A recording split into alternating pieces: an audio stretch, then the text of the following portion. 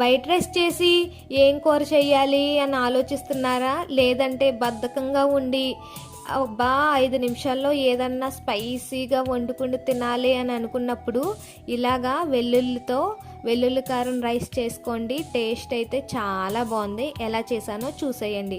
ఒక మిక్సీ జార్లో వెల్లుల్లిపాయ రెబ్బలు అలాగే ఉప్పు కారం వేసి పేస్ట్ చేసుకోవాలి. ఆ తర్వాత స్టవ్ ఆన్ చేసుకుండి, కడాయి పెట్టుకుండి. ఆయిల్ వేడైన తర్వాత మనం ముందుగా వెల్లుల్లి కారం చేసుకున్నాం కదా, ఆ వెల్లుల్లి కారాన్ని వేసి బాగా ఫ్రై చేసుకోవాలండి.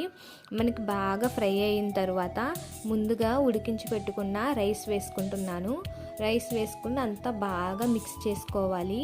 మీరు ఇప్పుడు ఉప్పు చెక్ చేసుకోండి. బాగా కలిపిన తర్వాత ఉప్పు సరిపోకపోతే ఉప్పు యాడ్ చేసుకుని అంతా బాగా మిక్స్ చేసుకోవాలి. అంతేనండి, మనకి వెల్లుల్లి అన్నం రెడీ అయిపోయింది. టేస్ట్ అయితే చాలా బాగుంది. టక్కుమని ఒక 5 నిమిషాల్లో అయిపోతుంది. టేస్టీగా స్పైసీగా వర్షం పడుతున్నప్పుడు కానీ ఇలా మనకు లేజీగా ఉన్నప్పుడు ఇలాగ ఈ రైస్ చేసుకున్నారంటే చాలా ఎంజాయ్ చేస్తూ తింటారు. దాంతోపాటు ఇలా ఆమ్లెట్ కూడా తినండి. కానీ ఈ రైస్ తిన్నాక ఖచ్చితంగా మజ్జిగ తాగాలండి.